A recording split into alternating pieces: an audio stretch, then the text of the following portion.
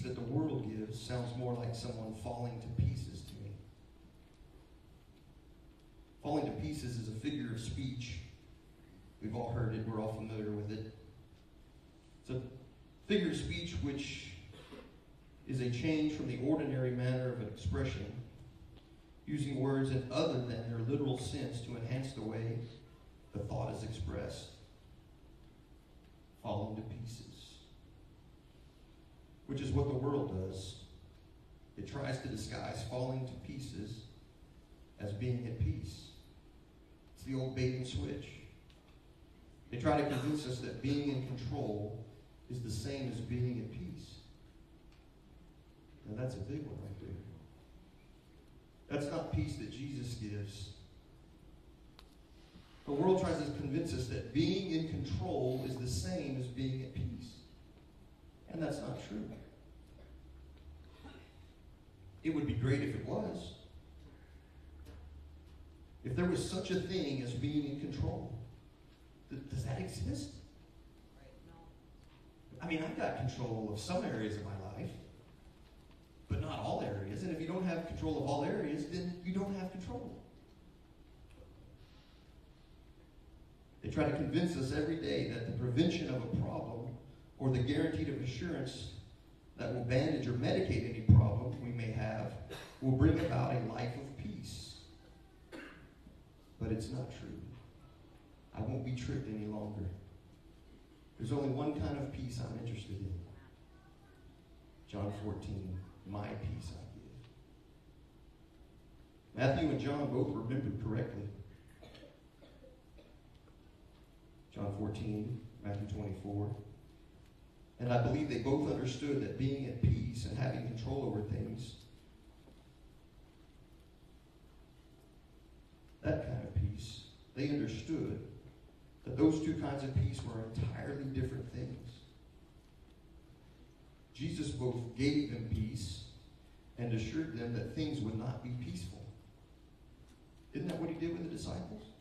I'm leaving my peace, but I'm going to tell you guys, I'm warning you in advance, things aren't going to be peaceful.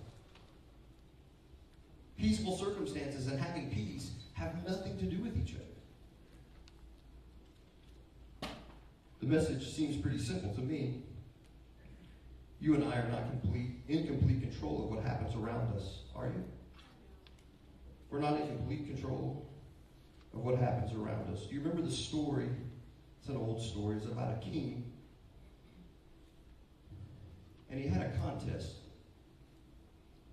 And he wanted the artist in his kingdom to interpret in their medium what peace is. Draw for me, paint for me, sculpt for me. Show me something that I can see that represents peace.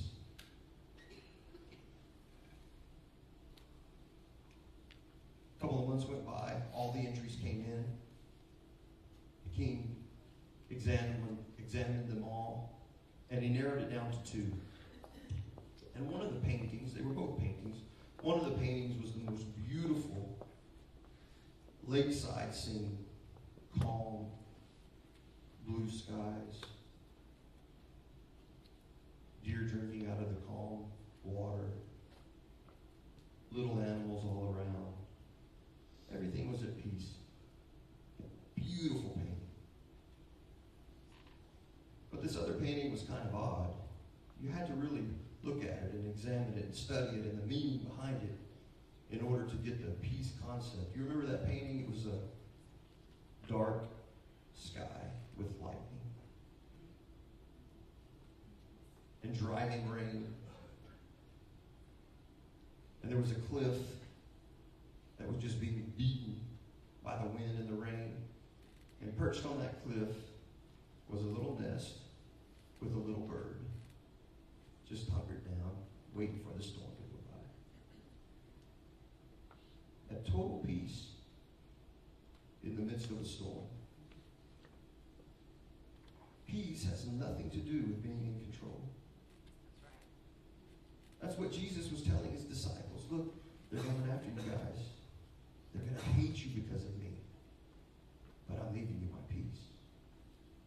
You can be at peace in spite of all the difficult things going on around you. Peace is not the absence of dangerous situations or trouble or conflict. Peace is not the absence of a certain in-law this holiday season. You know what I mean? Now we're back to my mother. It's wonderful. So people get stressed out about this time of season and all the people they have to deal with. I don't get it. Do you know what will help a lot? Help you be at peace?